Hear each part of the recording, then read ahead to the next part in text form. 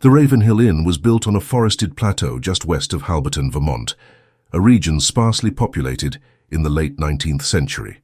From 1870 to 1880, a small chapel behind the property quietly accumulated 43 unmarked graves, each placed without documentation or consent.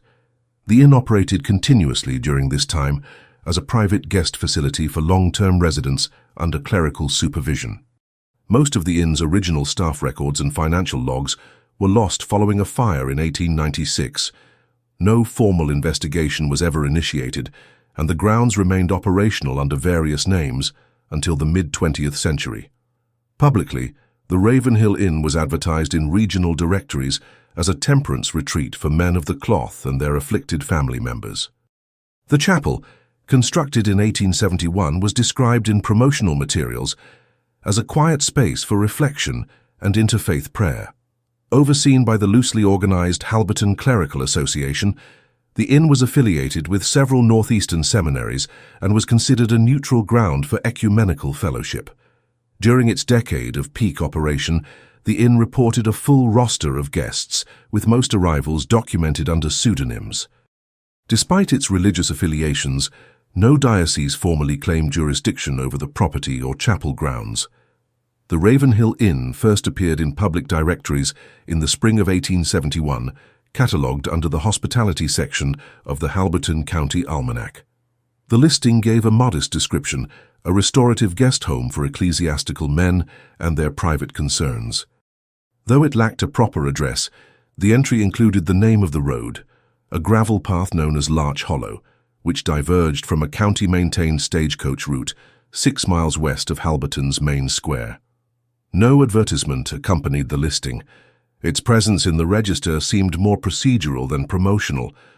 Contemporary tax ledgers from Halberton County list the property under the Halberton Clerical Association, a privately administered ecclesiastical cooperative founded in 1868 with the stated aim of promoting cross-denominational support for traveling ministers. The cooperative was composed of 15 registered members, most affiliated with nonconformist congregations in New York and Massachusetts. While several were ordained, the majority held instructional or administrative posts at smaller religious institutions. No charter was ever filed for the association, and no property beyond Ravenhill appears to have been registered in its name. The land itself was part of a larger parcel, granted in 1852 to the former Carrigan Settlement Trust, which had ceased operation by 1866 due to insolvency. The estate was acquired quietly in early 1870, paid in full using certified banknotes deposited through a clerical proxy based in Brattleboro. The name on the transaction, J.E. Littler, does not appear in later records, and no personal information about the proxy has survived. Construction on the inn began that summer. Regional builder contracts, housed in the Halberton Land Clerk's ledger, confirmed the engagement of 3 small firms to clear timber, construct the foundation, and install the roofing joists. None of the firms were paid directly. Payments were routed through an intermediary holding account at the West River Mutual Credit Union. Site plans were handwritten and unsigned, and none of the original builders filed formal inspection reports, which was unusual for projects of that scale. One subcontractor, a stone supplier from Rutland, noted in a brief margin annotation that the building was for religious rest and female care, a phrase that does not appear in any other documents. The final layout consisted of a 3-story main structure with 21 rooms, a rear solarium, a basement-level storage area, and an adjoining annex intended for clerical offices and laundry facilities. The exterior was painted in 2 tones of grey. A small courtyard, originally used for carriage arrivals, sat between the main entrance and a partially enclosed chapel, which was completed in 1871 using quarried stone from a defunct Catholic. Seminary 3 counties south. No plans or permits were filed for the chapel, but its appearance in early land surveys suggests it was treated as a fixture of the property rather than a separate structure. During its operational years, the inn did not maintain a public-facing staff directory. However, based on surviving expense receipts and water delivery records, it is estimated that between 6 and 10 individuals were employed on site at any given time. Names on these receipts were abbreviated or replaced with initials. Deliveries were typically received by the same person, identified in most records only as C. Wilford, who signed off on linens, produce, and monthly coal shipments. No record exists of Wilford's position, and no census document from the period lists an individual with that name residing in Halberton or the surrounding counties. Local oral accounts, compiled in the 1930s by a regional preservation society, described the inn as quiet, modest, and unusually self-contained. Neighbors recalled seeing visitors arrive at dusk in covered wagons, often accompanied by a clerical escort. These arrivals were infrequent and rarely returned. Most guests, according to anecdotal memory, were women accompanied by older male relatives. A few were described as frail or tired-looking, but no specific conditions were ever mentioned. While the inn maintained correspondence with several local supply vendors, it operated independently from town services. Halberton's postmaster at the time recalled receiving bundled letters with no return address, addressed simply to Ravenhill, Larch Hollow. Mail was collected weekly by a uniformed man who declined to speak to town staff. The Halberton Clerical Association held informal gatherings at the inn twice a year. The attendees rotated and no formal minutes were kept. These events were not publicized, and only a few residents from Halberton reported ever being invited. One was the town's only physician, who later testified during an unrelated inquest that he had visited the inn twice, both times at the request of the association, to examine a guest with a mild fever. He declined to provide further details, citing a private agreement. The chapel, situated behind the main inn structure, was rarely accessed by townspeople. Its doors remained locked and no public services were held. The stonework was irregular and bore no identifying symbol or signage. Inside, the space was small, with room for approximately 20 individuals. Sparse documentation from visiting clergy noted the absence of denominational markers, altars, or devotional objects.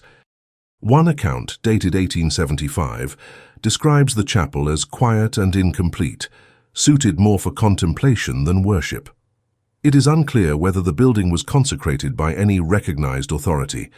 Between 1872 and 1880, county property surveyors conducting regular boundary assessments noted alterations to the terrain surrounding the chapel. Shallow depressions appeared in the clearing behind the building, later recorded as ground shifts due to subsoil runoff. No formal excavation or drainage reports were filed, and the cause of the depressions was not pursued. It was not until a revised property survey in 1891 that the presence of 43 unmarked burial plots was confirmed. These were arranged in a staggered grid behind the chapel, each consisting of a plain stone marker, with no inscription or record of interment. The markers were made of soft slate, consistent with local materials used for low-cost grave sites. The 1891 survey, conducted for tax reassessment purposes, following a partial change in ownership, made only a passing reference to the burial site. The inspector noted, "Graves present origin unknown," and recommended no further inquiry. That same year, the inn reduced its operations and ceased hosting long-term residents. By 1894, only the main building remained in use, primarily for storage and short-term clerical retreats. The chapel was closed, and no further records mention activity on its grounds. In 1896, a fire originating in the West Annex destroyed most of the inn's written archives. A local constable filed a report attributing the cause to unattended stove residue, and the incident was not investigated further. By the early 1880s, the Ravenhill Inn had begun to fall into administrative obscurity. While some correspondence from the Halberton Clerical Association still referenced the property, these letters became infrequent and eventually ceased altogether by 1884. A gradual decrease in maintenance activity was noted by regional delivery services, and routine orders for coal, kerosene, and dry goods were replaced with less frequent, smaller consignments. Local merchants described the transactions as unusually formal, often involving handwritten receipts pre-stamped with the initials HCA, though no individual ever presented personal identification. Payments were made using postal orders rather than coin or credit. Despite this decline, the inn never officially closed. In tax rolls submitted between 1883 and 1887, the property continued to be categorized as partially occupied religious quarters, a vague designation that exempted it from most municipal inspections. During this period, a new name appeared in clerical correspondence, D. Theron. Letters signed under this name were preserved in part by a small diocese archive in Bennington, where copies of annual account summaries were forwarded. The documents listed modest but consistent expenses for utilities, food staples, and minor carpentry repairs, all signed by Theron under the title of Site Custodian. No occupation or credential accompanied his signature. There is no evidence that D. Theron was ever physically present in Halberton.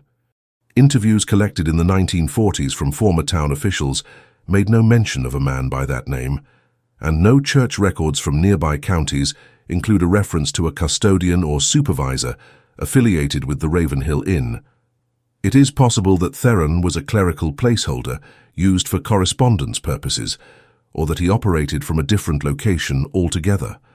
The style and tone of his letters differ markedly from earlier HCA communications, containing more standardized language and fewer religious references. During these same years, several inconsistencies began to appear in the county's property records. In 1885, an assessor noted that the parcel's rear acreage had been listed as undeveloped, despite visible structural presence. Photographs taken during a secondary survey that year, now held in the Halberton County Archive, show the chapel partially overgrown, with moss accumulating along its eastern wall and several roof shingles visibly missing. A caretaker's trail, leading from the rear door of the main building to the chapel, appears worn but maintained. No personnel were observed during the visit, and the chapel remained locked. The assessor included a footnote in the margin indicating, "Building intact, purpose unclear, no response at main door." Inquiries into the land designation resulted in no change. The status of the property remained as initially filed, and no follow-up inspection was scheduled. The burial site, still undocumented, remained untouched. A groundskeeper from the adjacent Carrigan parcel, who filed a border dispute claim in 1886, noted in his statement that the chapel's perimeter included rows of stones and flagged depressions, but did not characterize them as graves. He assumed they marked an abandoned garden plot and received no reply to his filing. Privately, a small number of regional clergy expressed concern over the stagnation of the Ravenhill site. Letters preserved by the Vermont Theological Record Office include brief commentary from two ministers who had previously visited the inn in the 1870s. One, writing in 1886, mentioned that the property had become difficult to interpret, with too many doors closed and too many names erased. Another, writing in 1888, called the site a matter of great reserve and indefinite purpose. Neither letter prompted formal investigation. The Halberton Clerical Association, if it was still operating in any capacity, did not respond. Meanwhile, the surrounding area changed. In 1887, the Halberton stage route was rerouted 1 mile south to accommodate new rail construction. Larch Hollow Road, which once connected the inn to the broader transport system, became infrequently used. Maps published after 1889 no longer marked the road as passable, and seasonal erosion made the approach increasingly difficult. County maintenance ceased entirely by 1890. From that point onward, the inn and its grounds became effectively unreachable by commercial delivery. With access restricted and oversight diminished, the property entered a period of practical isolation. No mail was recorded as delivered to the Ravenhill site after 1891. Utility logs, where available, show no record of coal or kerosene deliveries past that date. Regional water usage reports filed by the Halberton Water Board show consistent but reduced consumption from the well system until 1894, after which usage ceased. Though the chapel remained intact, no religious ceremonies were registered, and no permits for gatherings or burials were filed with the town clerk's office. In 1893, the town of Halberton revised its property classifications in preparation for expanded census mapping. As part of this revision, the Ravenhill Inn was listed as semi-abandoned, a status reserved for structures no longer used in a public capacity, but not in disrepair. The change triggered a property reassessment, during which a partial site visit was conducted by a county-appointed assistant clerk. His notes, dated June 15, 1893, confirm the main building's exterior was intact, though shutters were secured and entrance doors closed. He did not gain access to the interior, but noted a faint odor of damp timber and the presence of overgrown ivy near the side annex. The chapel, again locked, was photographed from a distance but not entered. The assistant clerk concluded the site was stable, but without declared purpose or identifiable tenants. 1 year later, a revised ownership listing was submitted to the county registrar. The new designation placed the property under the trust of a non-operational clerical syndicate known as the Eastern Dominion Fellowship, an obscure and sparsely documented group associated with private retirement holdings for clergy. The transfer paperwork was submitted via postal courier from an address in Troy, New York. Signatures on the document were legible, but not verified. This submission included a change in use classification, marking the Ravenhill Inn as reserved quarters for temporary retreat. As a result, all investigation into its functions ceased. In 1896, the property suffered a fire that destroyed much of the west annex and a portion of the basement storage level. The fire was reported by a groundsman from a neighboring property who saw smoke rising from the tree line. By the time the local volunteer patrol arrived, the fire had exhausted itself. The structure remained standing, but interior materials and archival documents stored in the annex were lost. An inspection the following week revealed no human presence and no signs of recent habitation.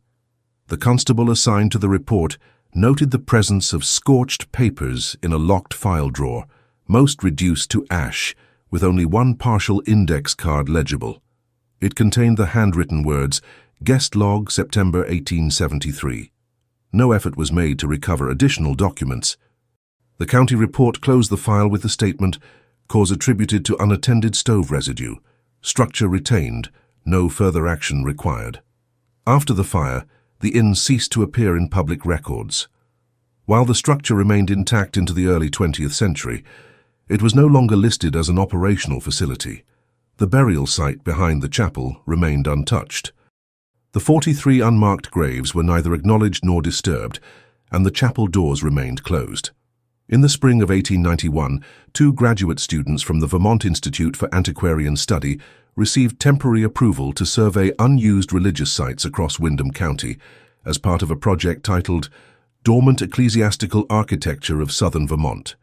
The pair, enrolled in a joint history and archaeology program, submitted a list of structures to be visited, including the Ravenhill Inn Chapel. Their proposal, endorsed by a regional preservation society, was designed to document unmaintained religious buildings for state archival purposes. They arrived in Halberton on May 8, 1891, and made contact with the county registrar to confirm road access. The registrar advised them that Larch Hollow Road was partially navigable, but no longer maintained by the township. A local cart operator was contracted to transport the students partway up the route, after which they continued on foot. According to the travel log submitted with their report, the approach to the inn took nearly 2 hours, with the final segment obstructed by brush and minor erosion. Upon arrival, the students found the main building intact but sealed. Shutters were closed and no signs of habitation were visible. A rope barrier had been placed across the front entry stairs, and a written notice was affixed to a wooden board nailed beside the door. The writing, faded but legible, read, "Reserved property under limited use designation, no entry." The students did not attempt access. They proceeded to the chapel and recorded exterior measurements, noted the condition of the stonework, and photographed both the structure and surrounding clearing. One of the students, who had completed coursework in mortuary documentation, observed evenly spaced depressions behind the chapel, marked by small rectangular slate stones. Though not inscribed, the stones followed a consistent arrangement, and some exhibited partial sinking consistent with settlement over time. In his field notes, he wrote, "Ground appears structured. Pattern suggests formal interment. No identifying marks or signage." These observations were submitted to the Preservation Society with a request for historical clarification. The response, issued by the Society's coordinator 2 weeks later, stated that no known burial permits had ever been issued for the Ravenhill site. County burial registries held no entries associated with the property, and no death records were tied to its address. The coordinator advised the students not to pursue excavation, as the land's designation remained technically active under ecclesiastical exemption, placing it outside their jurisdiction. The absence of official records did not go unnoticed within the local administration. One of the survey's photos, which showed a row of 5 stone markers in sharp relief, was passed informally to the town archivist. She noted that the markers matched no local style associated with private family plots, public cemeteries, or pauper burials. The placement and material were considered inconsistent with standard practice in that region and time period. No action was taken, but the archivist added a handwritten note to the file, reading, "Origin undocumented, site unclaimed." That same year, Halberton's cartography division updated its property maps. The Ravenhill Inn was still present on the registry, but noted as a non-functional parcel. The map included a shaded section labelled "Outbuilding No Access," indicating the chapel's continued presence. No additional notation addressed the rear grounds. The map revision process relied heavily on public record input, and in the absence of opposition or inquiry, the matter was left open. Meanwhile, regional administrative correspondence began to reflect mild confusion regarding the Ravenhill listing. In 1892, a clerical bulletin circulated by the Vermont Council on Land Use referenced the property as religious terrain with undocumented fixtures. It was marked with an asterisk in a side column, with the comment, "Disputed status. Refer to previous filings." When the bulletin was reissued the following year, Ravenhill had been omitted entirely. The few individuals who continued to monitor changes in land use took note of the omission. Among them was a retired seminary instructor named M. Callister, who had resided in Halberton during the early years of the inn's operation. Callister had written a private paper on the history of unincorporated theological retreats in Vermont, and included Ravenhill in a section titled Indeterminate Facilities. He submitted his manuscript to a local quarterly journal, but it was not published. A draft version, housed in the seminary's archive, contains a section of interest.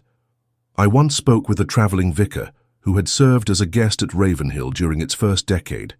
He did not describe the interior, but claimed that the days passed quietly, with only the sound of leaves in the upper windows and the occasional clatter from the annex. He made no mention of the chapel, though he gestured toward it when we walked together along the county road. He said, 'That place keeps no calendar.' I did not ask what he meant." Callister's account was later referenced by a visiting academic from Middlebury College, conducting a study of ecclesiastical retreat centers. The academic's inquiry, made in 1895, yielded no new information. The Vermont Historical Registry, when contacted, advised that the Ravenhill site was not listed in any active or defunct religious property index.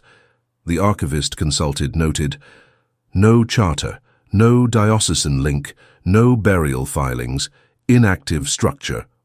Despite the absence of records, sporadic activity near the site persisted into the late 1890s. Residents of Halberton who lived near the old Larch Hollow route occasionally reported hearing wagon wheels on gravel during twilight hours, although the road was no longer in use. A farming couple who lived on the southern edge of the former Carrigan property recalled seeing a pair of horses tied at the entrance to the hollow in the summer of 1897. No riders were visible, and the animals remained for several hours before departing. In that same year, a forestry survey conducted to assess timber viability along the Ravenhill boundary inadvertently documented changes to the soil composition near the chapel. One of the surveyors noted that the ground was unusually compact in rectangular plots, with higher clay content than the surrounding forest. The surveyor marked the area as structurally disturbed terrain, but did not investigate further. A brief mention of the site appears in the survey appendix stating, "Stabilized depressions behind auxiliary building, function unknown." By 1898, no formal correspondence or filings made reference to Ravenhill. Its designation as a religious facility remained, but no administrative body claimed oversight. The grounds were still owned in name by the Eastern Dominion Fellowship, though this entity had ceased responding to postal inquiries and did not maintain a public address. In an internal memo filed by the Halberton Registrar that year, the following question was posed without reply. Is Ravenhill considered an inactive sacred site or an unclaimed private parcel? The final official reference to the Ravenhill Chapel prior to the 20th century appeared in a land boundary audit conducted in early 1899. The auditor, tasked with verifying forest encroachment into neglected properties, visited the edge of the former Ravenhill boundary. He did not approach the building directly, but observed from a rise in the terrain. His notes included a single remark: structure remains, stones still in place, no signs of erosion, grounds unnaturally still. No further audit was scheduled. The chapel remained closed. The ground behind it remained unchanged. In the closing months of 1899, a limited number of institutions began compiling regional property records in preparation for the upcoming census. Among these was the New England Ecclesiastical Survey Office, a private consortium funded through subscription by seminaries and theological colleges. As part of their effort to establish a directory of inactive religious sites, the consortium distributed a form to county offices requesting confirmation of any properties once used for religious retreat or clerical residence. The Halberton Registrar responded with a short list of structures, the final entry reading, Ravenhill Inn, including chapel and associated grounds, no record of formal operation, status unresolved. The form returned from the consortium's office included a stamp in red pencil. Insufficient data, excluded from registry. No additional follow-up was made. The consortium published its report in early 1900 without mention of the Ravenhill site. For the first time in nearly 3 decades, the property ceased to appear in active listings of any religious or administrative body. The last documented mention within clerical systems occurred in a marginal note in the appendix of the survey, where an unnamed editor added, "Unverified chapel structure noted in past correspondences. Presence not confirmed." By this time, access to the site had become increasingly difficult. Spring floods in 1898 had eroded several sections of Larch Hollow Road, making passage unreliable except on foot. Vegetation reclaimed the lower slope, and a thicket of poplar trees concealed the former carriage trail. Locals who passed the area on infrequent hunting routes described the path as gone to wilderness. No efforts were made to restore the road. Despite this, there is evidence that limited activity continued at the Ravenhill grounds into the early 20th century. In a field journal maintained by a forestry assistant working under the Vermont State Land Office, an entry dated November 12, 1899, describes a temporary shelter located approximately 300 yards east of the chapel. The assistant wrote, "Small lean-to with recent fire pit. Ground nearby cleared in rectangle. Sapling poles tied with twine. No tools left behind." No mention was made of the chapel or the stone markers.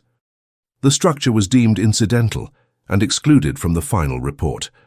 Among private collections housed in the Bennington Regional Archive is a short letter addressed to the editor of the Vermont Monthly Record, postmarked January 1900. The writer, whose name is withheld in the archived copy, claimed to have visited the Ravenhill property during the final days of the previous year. His account states, "The inn stands empty, with the front door removed and 2 upper windows left open. A smell of aged paper hangs in the corridor. No furniture remains. The chapel is locked. Behind it lie many stones, evenly placed. I count 43. The letter was never published and bears a note from the editor. Too anecdotal for print. Retain on file. No county official responded to the letter, nor was it referenced in any subsequent administrative correspondence. The number 43, while matching the count made by earlier visitors, was not verified by survey or registry. No grave markers on the property were ever officially tallied, and the lack of inscription or associated documentation rendered the site non-compliant with municipal recognition as a burial ground. Questions regarding the status of the land continued to arise intermittently through unofficial channels. A rural assessor compiling information for a proposed timber ordinance in 1901 recorded the Ravenhill parcel as ineligible for development due to historical complexity. The comment was included in a side note, unaccompanied by explanation or clarification. His report advised against reclassification of the property, citing incomplete records and lack of owner response. The assessor marked the site as an unresolved holding and moved on. Within the broader institutional context, no agency expressed interest in reclaiming or preserving the chapel or inn. The Eastern Dominion Fellowship, still listed nominally as the property's holder, had dissolved its clerical functions and restructured as a financial holding company. Its involvement with real property diminished, and by 1902, no further communication regarding Ravenhill had been issued. The company's remaining assets were consolidated under a trust headquartered in Boston, which made no statements about Vermont land claims. A minor attempt to classify the site occurred during a failed regional census pilot in 1903. As part of a rural land use study, a volunteer coordinator from the Northeastern Precinct included the Ravenhill area in her preliminary walkthrough. She did not reach the chapel but noted in her log, "Approach blocked, dense brush, old boundary stone with cross-inscribed pattern, no response to call, location unfit for enumeration." Her notes were submitted with a recommendation that the parcel be omitted from the test survey due to inaccessibility. In 1904, a teacher from the Halberton Primary School assigned her students a mapping project that required them to trace historical routes around the town. One student, using a borrowed copy of an 1880s county atlas, drew Larch Hollow Road and marked the location of the Ravenhill Inn with a small black square. When presenting the map to the class, the student added the phrase, "The church behind it has no name." The teacher later mentioned this in a letter to her sister, preserved in a family collection, commenting, "Children have long memories for things they've never seen." No further mention of the chapel or burial site appears in school records, local newspapers, or public meeting minutes from that period. The property became functionally forgotten in administrative practice, retained only in residual documents and unvisited maps. By 1905, the structure was labeled in the Township Archive with the notation, "No longer under review." From a technical standpoint, the grounds behind the chapel remained unclassified. In the absence of recorded interments, religious charters, or family claims, the burial area did not meet the requirements for either public cemetery status or private religious exemption. Without ownership confirmation, no authority had jurisdiction to conduct exhumation, documentation, or preservation. Over time, the terrain itself began to obscure the evidence. Seasonal leaf fall accumulated across the stone markers, and soft moss crept over the surfaces, dulling the angles and softening the contours. Though the stones remained in place, their presence became increasingly difficult to detect from any distance. Those who passed by in later years made no mention of the arrangement, and no new observers filed reports. By the middle of the century, the area was treated in forestry maps as unclassified woodland. Among the few surviving indications of continued awareness is a private note penned by a surveyor for the Vermont Rural Lands Initiative, dated August 1906. In the margin of a topographic overlay draft, he wrote, "Do not alter elevations near chapel site. No clearing permitted in eastern quadrant. Grounds unlisted but marked."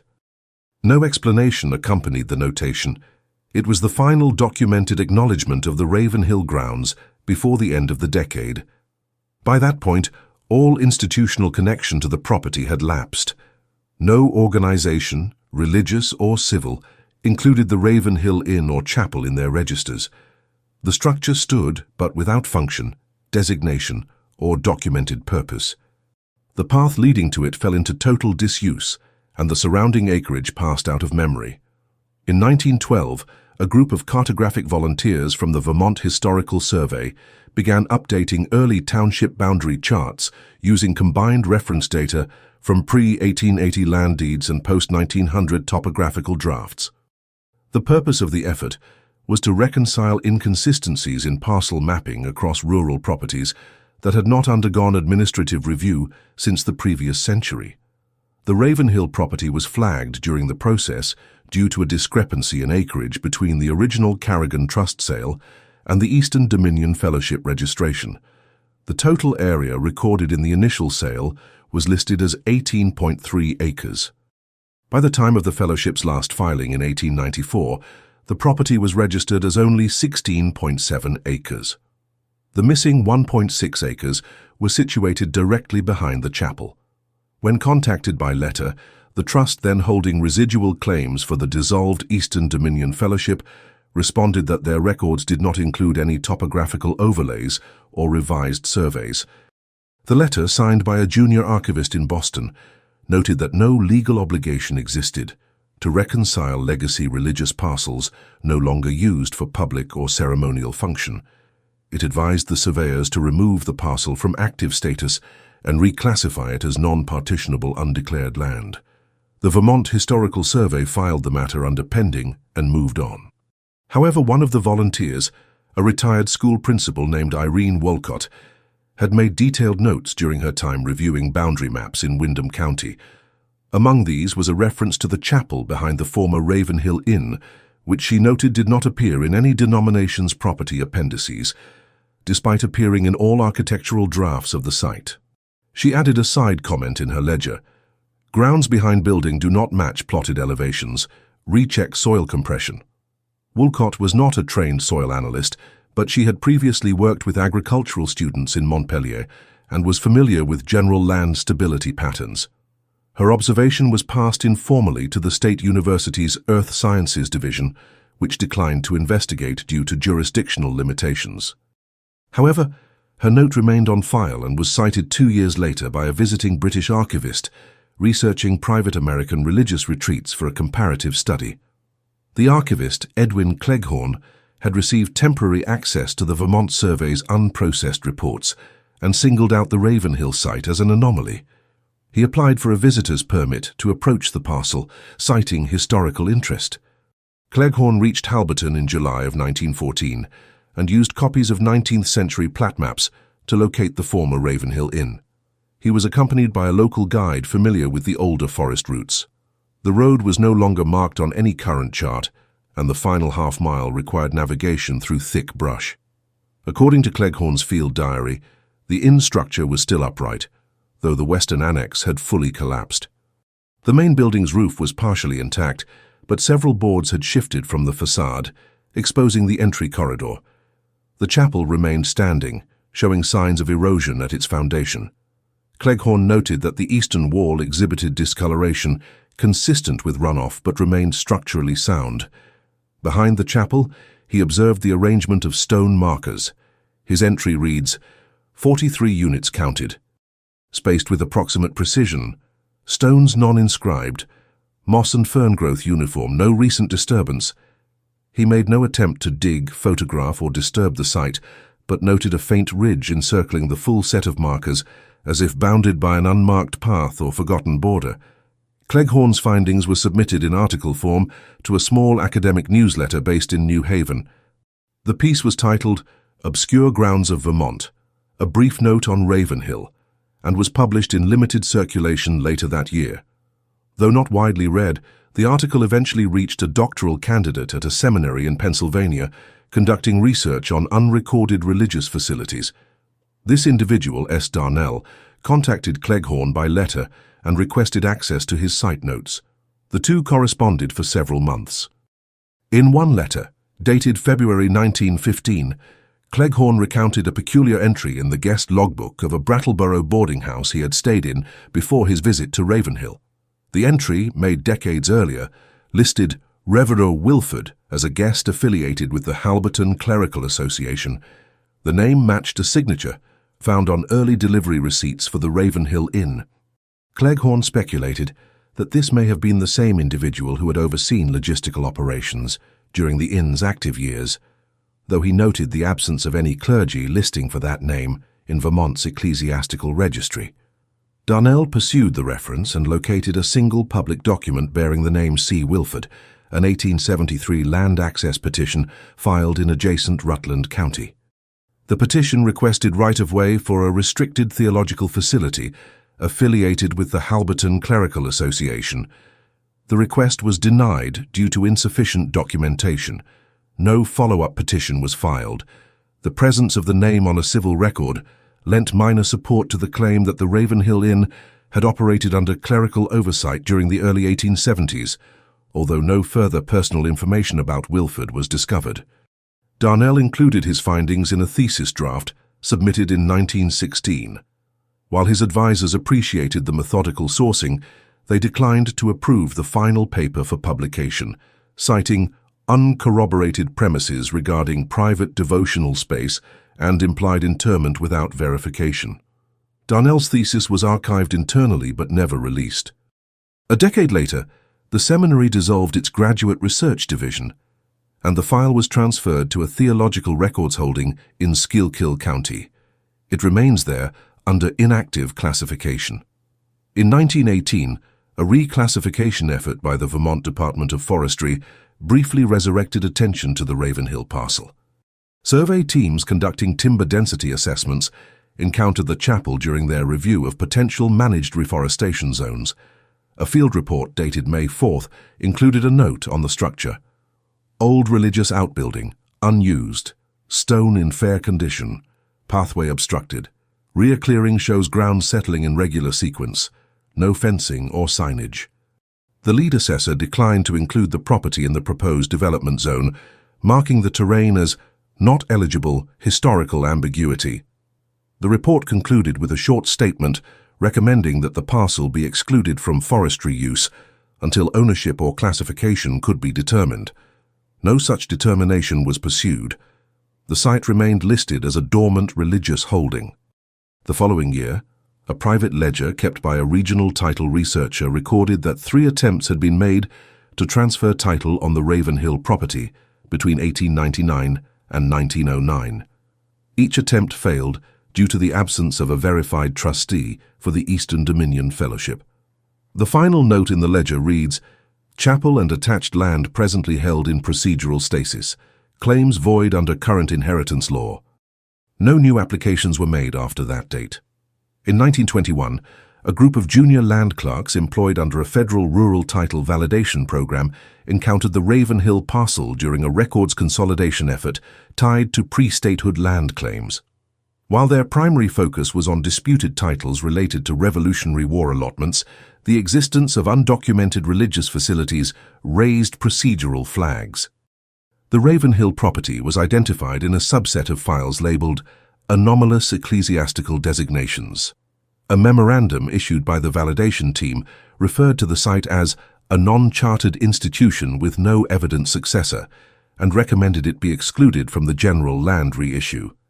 However, one of the junior clerks, Edwin Malloy, raised concern over a line item in the 1871 acquisition ledger showing a transfer of rights under the Halberton Clerical Association without a corroborating organizational seal.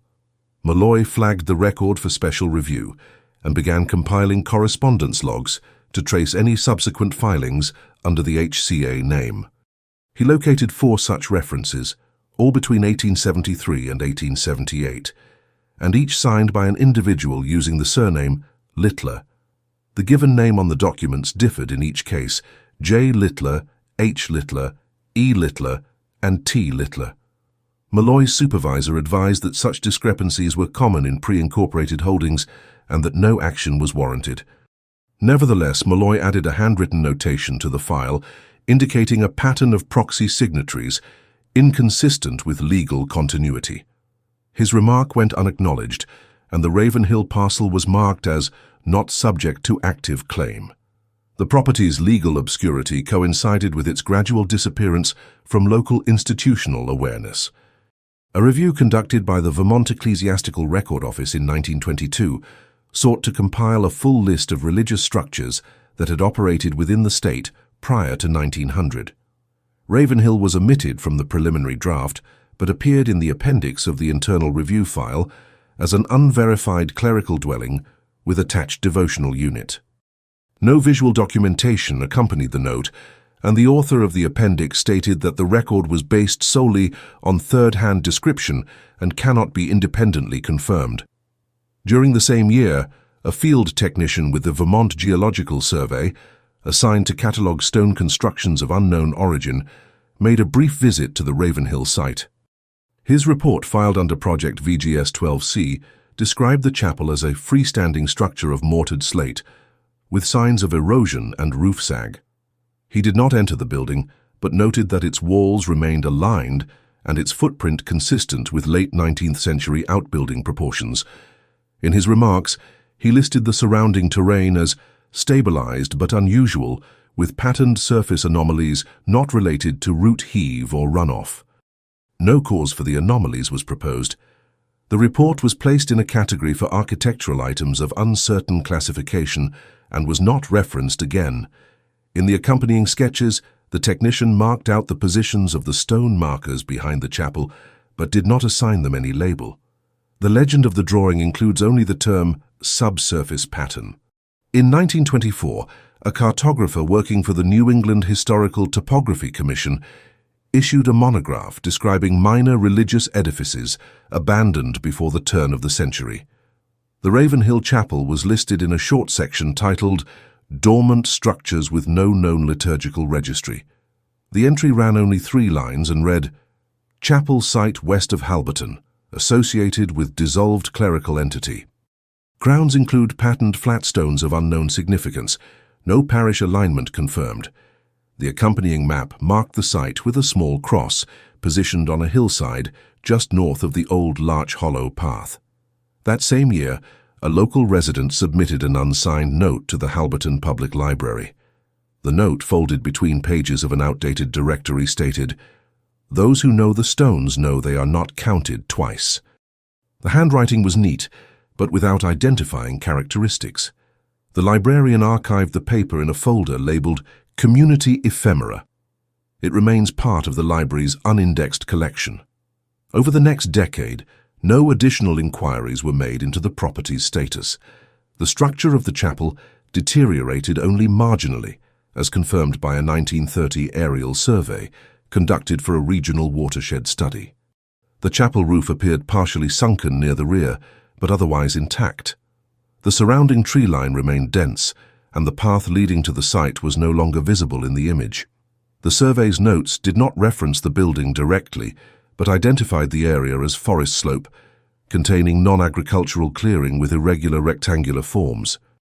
In 1933, the state's Rural Clerical Oversight Board convened for its quinquennial review of inactive properties listed under former theological associations.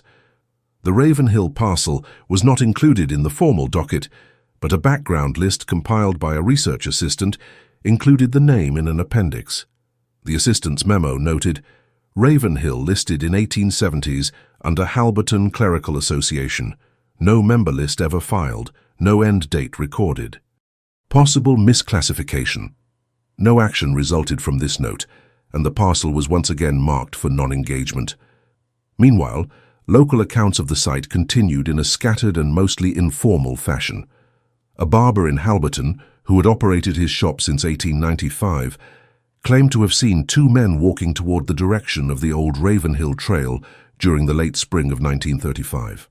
He described them as wearing dark coats, walking without pause, not speaking. When asked by a customer whether they were surveyors, the barber said they weren't carrying anything. His statement was never recorded officially, but appears in an oral history transcript compiled by a visiting archivist in 1940. In the mid-1930s, a private index card file maintained by a Halberton schoolteacher included a reference to a childhood rhyme involving the chapel. The entry read, "Children chant near woods, 43, forget the rest, don't go looking, don't be guessed." No source was given. The rhyme was not found in any published material or folklore collection, and it is unclear whether the children who recited it had any knowledge of the site's history. The teacher's card was filed under Regional Wordplay, Unverified. By the end of the decade, the property was omitted from all land renewal programs and ecclesiastical recovery efforts. The chapel was regarded by local records as a deteriorated religious outbuilding and not included in municipal inventories. The burial markers remained undocumented and unreferenced. In 1939, the last known institutional acknowledgement of the site occurred in the margin of a departmental memo from the Vermont Office of Property Reclamation. The memo listed defunct parcels eligible for reassignment under revised trust guidelines. Next to the Ravenhill entry, a clerk had written, Status suspended, not recommended for title action. Refer to pre-1900 ledger for boundary inconsistency. No file transfer took place. The parcel was retained in archival storage under dormant classification. By 1940, no official action or inquiry had occurred for over a decade. The grounds remained untouched. In 1947, a regional archivist named Marlene Keffer initiated an independent cataloguing project focused on overlooked religious properties throughout Vermont. With assistance from a state historical grant, Keffer conducted a series of field assessments, interviews, and archival reviews, many of which centered on previously unregistered structures. While examining regional tax records from the 1870s, she encountered multiple notations referencing the Halberton Clerical Association. The name appeared irregularly across expense ledgers, typically abbreviated and without supplemental detail. Upon further review, she identified a reference to a structure described as adjacent chapel under association supervision, with coordinates matching those of the Ravenhill parcel. Keffer submitted a request to access restricted land classification files held by the Windham County Registry Office. The request was granted, and she was provided with a ledger labeled Non-Transferable Religious Designations Inactive.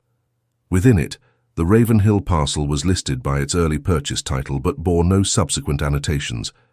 The space where clerical use descriptions typically appeared was left blank. A separate index tab included the term Grounds Undefined. Keffer traveled to Halberton in the autumn of 1948. She contacted the municipal office, which confirmed that the Larch Hollow region had been removed from all active zoning maps prior to 1935. When asked whether any residents had reported activity near the Ravenhill property in recent years, the town clerk replied that no official filings or complaints had been received in decades. Keffer was advised that the land was inaccessible, but not dangerous, and that any documentation she produced would be filed under archival reference only. Assisted by a part-time university aide, Keffer located the remnants of Larch Hollow Road and navigated the path on foot. She documented her route with a hand-drawn sketch, noting terrain shifts and natural obstructions. After several hours, they reached the Ravenhill site. The main structure, partially collapsed, showed signs of continued weather exposure, but retained several wall segments and interior joists. Keffer refrained from entering the remains. Instead, she moved toward the rear of the property, where the chapel stood amid tall grass and low tree growth. According to her journal, the chapel retained its walls and partial roofing. The doorway, though sagging, remained sealed by a wooden bar across the frame. Keffer made no attempt to remove it. The ground behind the building was covered in pine needles and layered detritus. She located the first stone marker within minutes. Over the next hour, she recorded the positions of all visible stones, counting 43 in total. Each was flat, uninscribed, and flush with the soil. Some were nearly concealed by moss, while others had tilted slightly due to shifting ground pressure. Her field notes included the following entry: markers consistent in size and shape, no variation in placement, entire area quiet, undisturbed, no fauna activity observed. She photographed the arrangement from a fixed height using a folding view camera and returned the following day to take additional measurements under clearer weather. Upon completion of her survey, she filed a formal memo with the Vermont Historical Lands Office, identifying the Ravenhill rear grounds as an unrecorded burial space of presumed 19th century ecclesiastical origin. The response she received advised against further engagement. The office replied that the lack of documented interments, religious charter, or denominational claim made the site unsuitable for formal listing or protection. Keffer was instructed to archive her findings privately. She complied, storing her negatives, field journals, and correspondence in a regional archive not maintained by the state. These materials remained unindexed for over 2 decades. In 1955, a fire at the Halberton Township Records Building destroyed several thousand documents, including a portion of the historical land use charts. Among the losses were the original zoning overlays for the Larch Hollow area. In an internal memorandum issued that year, the deputy clerk noted that some parcels would be reclassified as lost title, archival only. Ravenhill was among them. The site was no longer assigned a parcel number and ceased to appear in official listings. That same year, a private researcher with the Vermont Association for Landscape Preservation submitted an inquiry regarding the chapel. The researcher, N. Langley, had heard of the structure through an academic acquaintance and sought to include it in a photographic collection of rural devotional architecture. When she contacted the Halberton office, she was informed that the location was no longer catalogued. The clerk offered no assistance and advised that all records pertaining to Larch Hollow had either been destroyed or placed in long-term storage. Langley did not pursue the matter further. By 1960, the property had passed entirely out of public awareness. Modern road maps no longer showed the original access route, and the land was not included in any conservation or redevelopment efforts. The structures remained, but no active record of them was maintained. The only continuing reference came from private documents stored in regional collections, few of which were accessible without specialized request. In 1964, a graduate seminar at the University of Vermont produced a paper titled "Forgotten Religious Landscapes, Unrecognized Chapels and Devotional Sites." One section, authored by a student named Harriet Slane, included a brief reference to the Ravenhill Inn and its chapel. Slane had reviewed notes from Keffer's original survey and used the materials as a basis for a proposed registry of inactive burial areas. In her paper, she wrote, "The alignment of 43 unmarked slate markers behind a non-operational clerical site constitutes grounds for further review under state heritage protocols." Her proposal was never submitted for legislative consideration, and the paper remained unpublished. Slane's draft did, however, circulate informally among a small group of preservation specialists. One of them, an archivist at the State Historical Cataloging Board, attempted to correlate the names associated with the Halberton Clerical Association. His effort produced limited results. Aside from the fragmentary references to the Littler proxies and the unidentified figure known as Wilford, no names connected to the association's operations could be located. The archivist concluded that the group had operated without formal registration, likely as a loose affiliation rather than a structured organization. In a summary filed with the board in 1967, the archivist described the Ravenhill site as an architectural and administrative remnant of unregulated devotional activity, distinct from parish use or public rights. He recommended the property be acknowledged in the next statewide archival review. The review was never held. Budget constraints and a departmental reorganization delayed the process, and the Ravenhill site once again receded from institutional attention. During the early 1970s, a brief interest in 19th-century religious retreat spaces emerged among cultural historians. A planned exhibition on vanished sanctuaries included a tentative entry for the Ravenhill Chapel based on a surviving image from Keffer's 1948 documentation.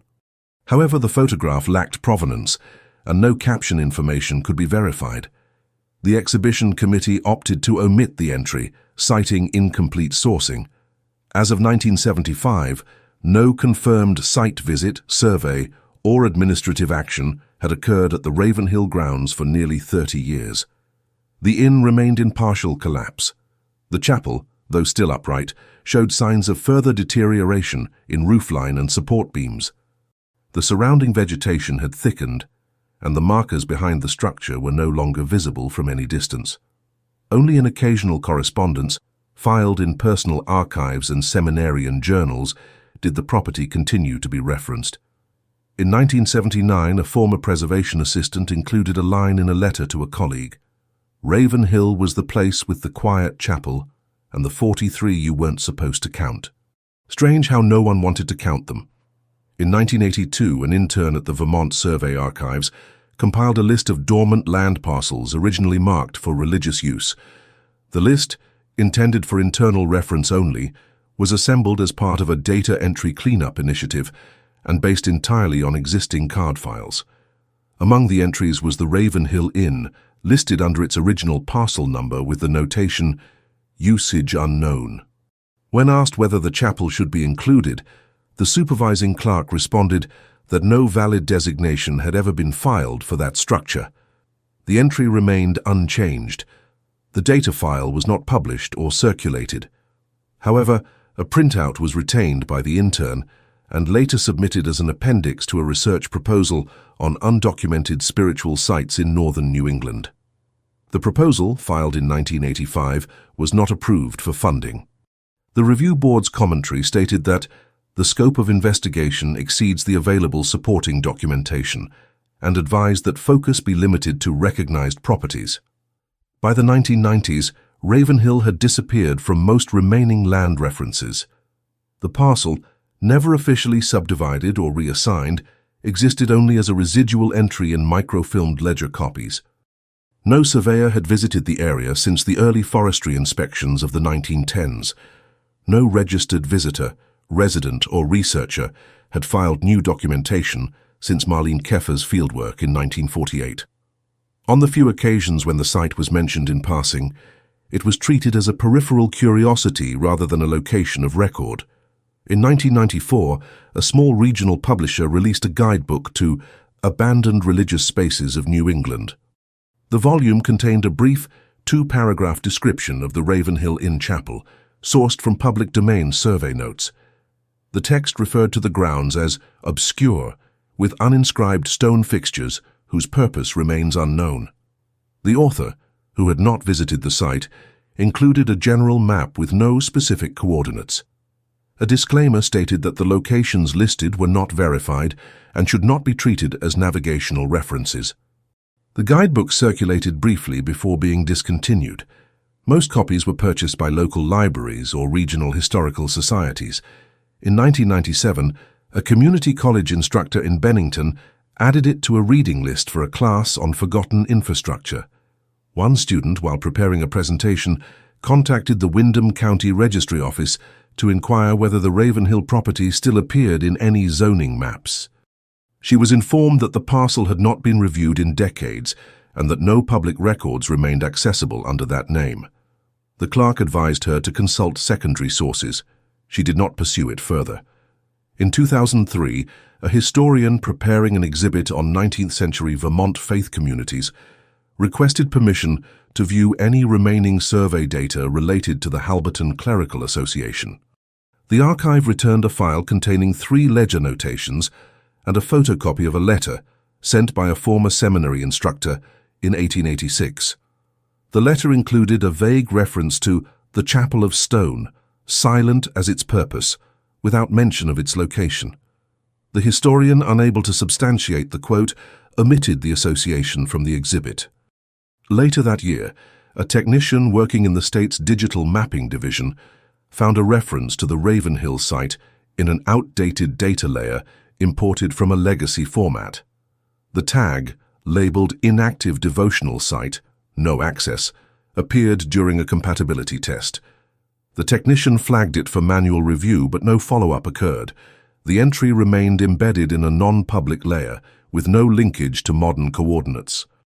In 2008, a geospatial analyst contracted for a university research initiative reviewed elevation data in the Larch Hollow region while modeling slope risk for historical sites.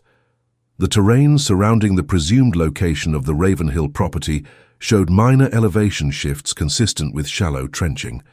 The analyst noted the anomalies in a summary report, but did not include them in the final model due to lack of context. The area was coded as non-conforming topography, archival only. By 2015, no verified references to the chapel or its grounds had been made in over 10 years.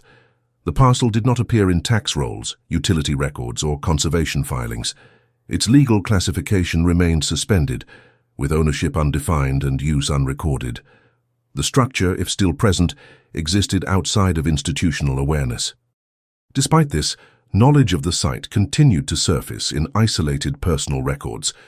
In 2018, a retired mail carrier from the Halberton area donated a box of local route memorabilia to a regional historical project. Among the materials was a set of route maps from the 1960s, annotated with delivery notes. On one map, a faint circle appeared at the western end of a faded path, with the handwritten caption, "No stop, chapel ground." No mail stop had been assigned to the site at any time in the modern postal era. The notation was included in a sidebar for context and stored with the rest of the documents. In 2021, a private donor gifted the Keffer field materials to a university archive specializing in undocumented architecture. The negatives, journals, and notes from her 1948 visit were digitized and made available by request. Among the indexed items was her measured sketch of the rear grounds. The rendering, precise in its orientation and scaling, showed the 43 stone markers in their exact positions. Each was drawn with an unlabeled square, equally spaced and aligned in staggered rows. The sketch bore no caption. Interest in the file was minimal. The Ravenhill name was unknown to most researchers, and no publications cited the material. In 2023, a graduate student conducting preliminary work on ecclesiastical record loss in rural counties viewed the collection. Her project focused on gaps in institutional succession, and she referenced the Ravenhill parcel briefly in a footnote. The paper was not widely circulated. As of 2025, no governmental body, religious institution, or historical registry includes the Ravenhill Inn or its chapel in its listings. The structure is not protected, surveyed, or named. The grounds behind the building remain undocumented. The 43 markers are not listed in any burial index, private ledger, or diocesan archive. They are not maintained. They are not registered. They are still there. If this story impacted you, if you stayed until the end, it's because you feel these hidden truths also need to be exposed. So leave in the comments the city you're watching from. This way we can see how far these stories are reaching, and subscribe to the channel. There are many other cases the world tried to forget, but we insist on remembering. This story was taken from documents that were found. All names have been edited to protect the source.